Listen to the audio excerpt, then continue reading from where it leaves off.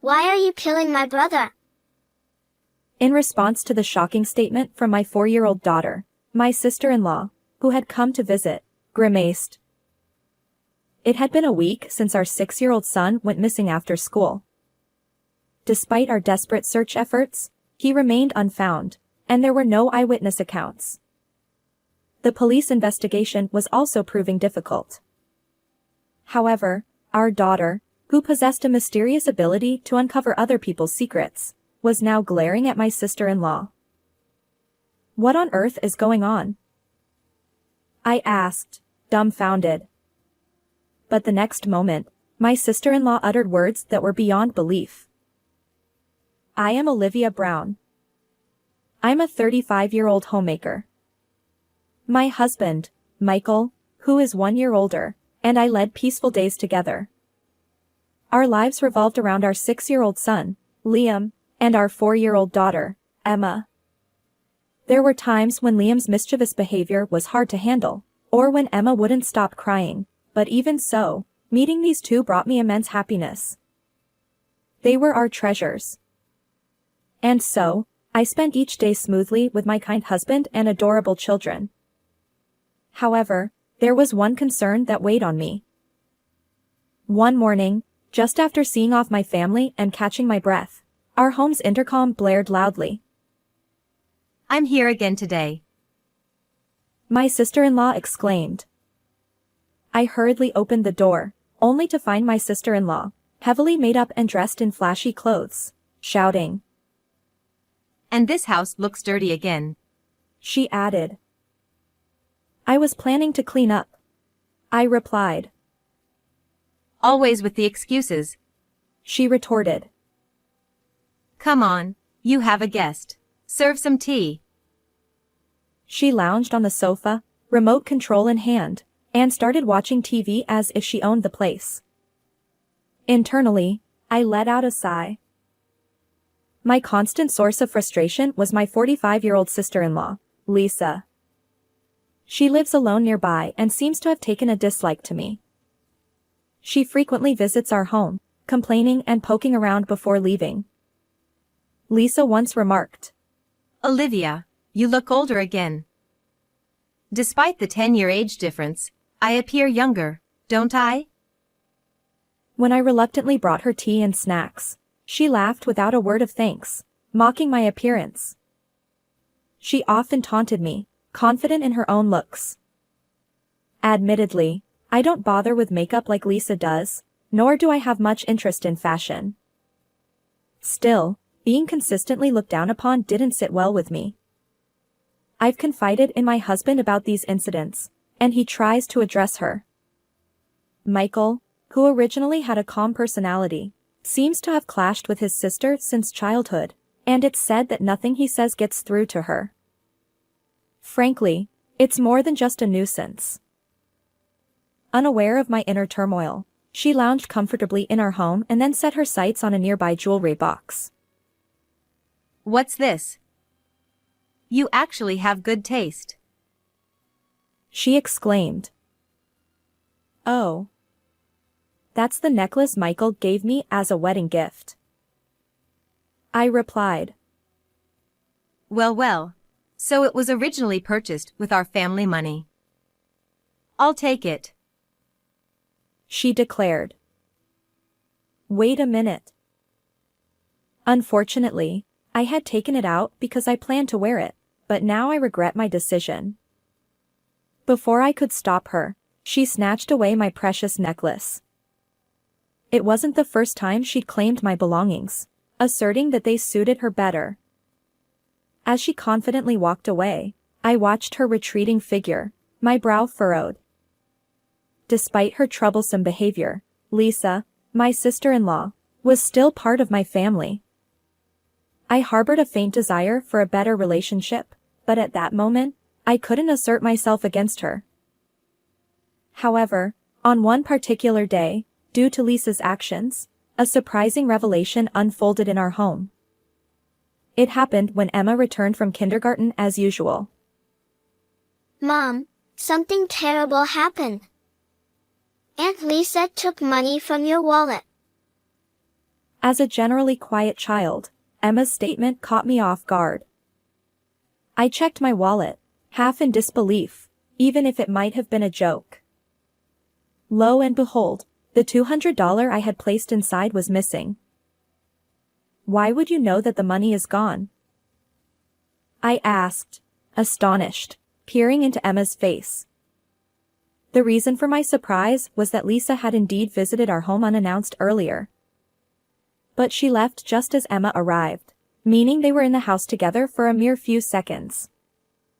Even if my sister-in-law had taken the money, there was no way Emma could have witnessed the act. Perplexed, I patted my daughter's head as she proudly declared, Mom, I can see everyone's secrets. Remember when you secretly ate ice cream while we weren't looking? According to her, she could discern hidden truths just by looking at someone's face. It was an unbelievable claim, yet Emma seemed to have evidence, accurately guessing my secrets one after another. I have no idea when this started, but Emma possessed an inexplicable power. I marveled. That's incredible. To think such abilities exist. But Emma interrupted my thoughts, asking, Mom, do we really need to call Aunt Lisa? The surreal reality snapped me back. While Emma's testimony might not be reliable evidence, the only person who visited our home that day was Lisa. She was the only one who could have taken money from my wallet. When I confronted Lisa, she nonchalantly denied it, saying, I have no idea. Maybe your forgetfulness is to blame? Clearly, she had planned to play innocent from the start. Despite my attempts to contact her, Lisa hung up, irritable and uninterested in my response. She never touched money before. I sighed. She has to return what she stole. I stroked Emma's head. My feelings were a mix of frustration toward Lisa and astonishment at my daughter's mysterious power. Little did I know that this ability would prove invaluable in the future. The incident occurred about a week after discovering my daughter's abilities. This is strange. He should have finished classes by now, I thought. Although it was the usual time for him to be home, my son hadn't returned. Initially, I assumed he was out playing, but as darkness settled in, I grew increasingly worried. I contacted the school, but they confirmed he had returned home as usual. Even reaching out to his friends' houses yielded no results. Finally realizing it was an emergency, I immediately contacted my husband and the police, and together with Emma, we searched for Liam. Despite meticulously checking places he might be, there was no sign of our son. Where could he have gone? Emma wondered.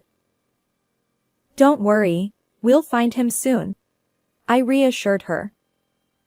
As night fell, I held my despondent daughter close, trying to convince myself that everything would be all right. Liam, our son whom my husband and I have cherished, was missing. Although I was deeply worried, at that moment, I could only hold on to hope for his safety. However, my wishes remained unfulfilled, and even after a week, he hadn't been found. The police investigation continued, and I tirelessly searched whenever I could, but exhaustion weighed heavily on me. Where could that child have disappeared to? Anxious and on the verge of breaking down, I prepared to go out with Emma, who had a day off from kindergarten. That's when I heard a voice from the front door. Hey! Open up. I sighed heavily. It was probably Lisa visiting again, but I lacked the energy to deal with her. Still, I couldn't leave it unattended, so with a heavy heart, I opened the door. However, in the next moment, Emma, who had followed me to the front door, fixed Lisa with an intense gaze, a look I'd never seen before. Why? Why are you trying to kill my brother? Startled, I suddenly remembered something. Yes, Emma possessed a mysterious ability to uncover people's secrets. What on earth is going on? I stared at Lisa. Her heavily made-up face contorted, and her eyes widened as if she'd seen something terrifying when she looked at Emma. Lisa exclaimed. What's wrong with this kid? She suddenly accuses me like that. Disgusting. Lisa's face flushed, and she berated Emma in an agitated manner before abruptly turning on her heel and storming out. That reaction, she definitely knows something. While comforting my near teary-eyed daughter, I felt certain. Emma wasn't the type to hurl insults at people, and if there were nothing to hide, Lisa wouldn't have been so rattled. But to take action, I needed Emma's unique ability. Emma, tell me everything you know. Let's go rescue Liam. With determination, I spoke, and Emma nodded resolutely. As it turned out, Liam was at Lisa's house. Without hesitation, I took Emma with me and headed there. Afterward, it seemed my sister-in-law had gone out somewhere, and luckily, there was no car. Following Emma's advice, I found the spare key hidden in the mailbox, successfully infiltrating the house. Emma and I hurriedly searched every room. Finally, in the farthest corner, a room resembling a storage area, I spotted the figure I'd been searching for all along. Liam. I cried out, rushing to my exhausted son. He was still breathing, but he was chained and in a precarious state. How could this happen? I won't forgive her. And so, faced with my son's desperate condition, I vowed revenge against my sister-in-law. And then, a few hours later that night, I stood alone in front of Lisa's house, waiting for her return. My heart overflowed with anger after discovering my son. While I had overlooked some things because she's my sister-in-law, having her target my precious child was unacceptable. For Liam's sake, and because of the fear he'd endured, I felt justified in confronting her. Why are you here? Shortly afterward, Lisa, carrying a large paper bag, probably from shopping, arrived home in her car. Unable to contain myself, I confronted her. Why would you do something like that to my son? Lisa stammered, taken aback. He was chained up in this house. Explain yourself. As I glared at her, memories of a few hours earlier flooded my mind. Afterward, I managed to break the chains and rushed Liam to the hospital. Shockingly, the diagnosis revealed that he had been neglected for a week without proper food or water. The doctor said that if we had found him even slightly later, he might not have survived. Without Emma exposing Lisa's secret, I would never have seen my son again. How could anyone do such a thing to a child? I fumed. What are you talking about? I had no idea any of this was happening. But even now, Lisa seemed intent on denying everything, avoiding eye contact. Unyielding in my anger, I confronted her. You had motives, didn't you? Stealing from my wallet wasn't enough? I thrust several envelopes at her, reminders of debts she owed. Her eyes widened in shock. You see, I had learned about her secret from Emma. Auntie has changed her appearance, so she doesn't have money. I knew Lisa loved designer items and had recently turned to plastic surgery. As a result, she'd burned through her money, leaving her in dire straits. Her theft from my wallet was likely driven by desperation. After finding Liam, we discovered a stack of overdue notices in her house, confirming our suspicions. Did you plan to demand ransom? I asked. Why are you in my house without permission? First, you harmed my son.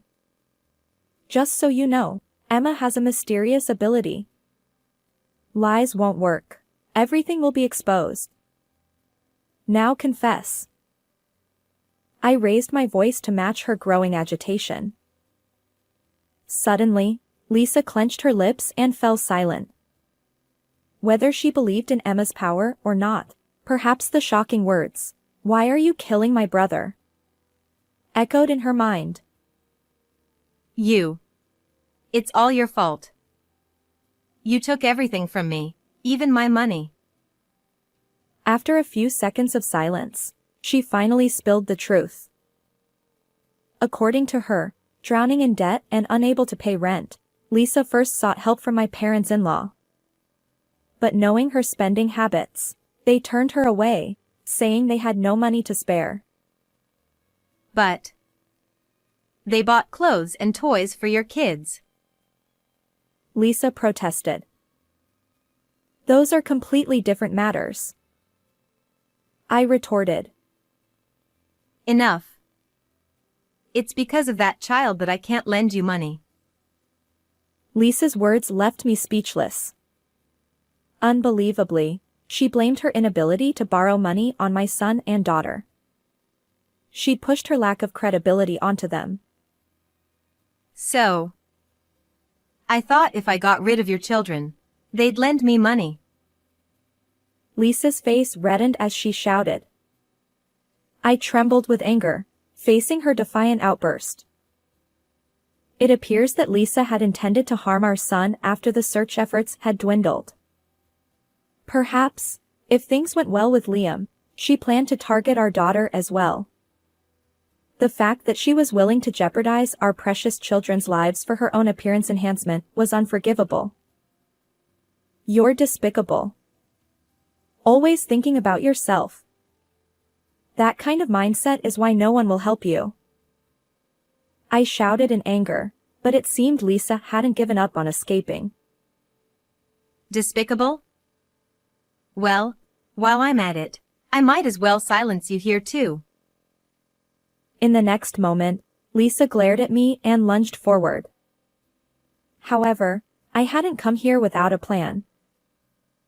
Instinctively bracing myself, I heard a stern voice from my pocket. Don't move. What? Who? Startled by the sudden voice, Lisa froze, her eyes wide. While observing her, I discreetly pulled out my smartphone from my pocket. I'm on the phone with my husband.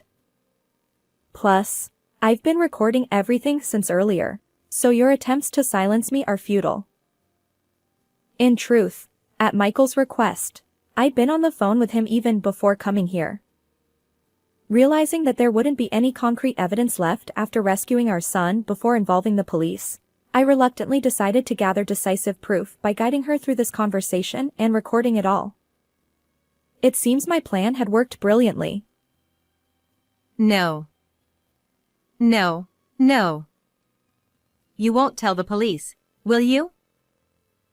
Huh? I'll apologize. Look, your son is safe now. Can't we just let this go? As Lisa clung to me, her face pale, I sighed heavily. Even after everything, she still didn't grasp the gravity of her actions. How self-centered could she be? It's obvious we're reporting this. Besides, as soon as you confessed, Michael contacted the police. They should be arriving soon. Brushing her off, I explained, and Lisa's face turned even paler as she realized she had no escape. Please. Forgive me. I don't want to go to the police. Her makeup smeared from crying, she finally sank to her knees. But as sirens approached, she remained defeated, and the police took her away. In the end, Lisa was arrested after being taken to the police station. Her severe sentence reflected the gravity of her actions, and she wouldn't be out of prison for a while. While relieved, I couldn't simply forgive her. Through a lawyer, we're also seeking $30,000 in compensation. My husband and parents-in-law have cut ties with her completely, so even if she's released, Lisa faces a debt-ridden future. Meanwhile, our family moved to a quieter town, cherishing happier days than ever before. For the sake of our beloved children, my husband and I will continue to protect this peaceful life. How did you find this story? Don't forget to subscribe to our channel. Until next time.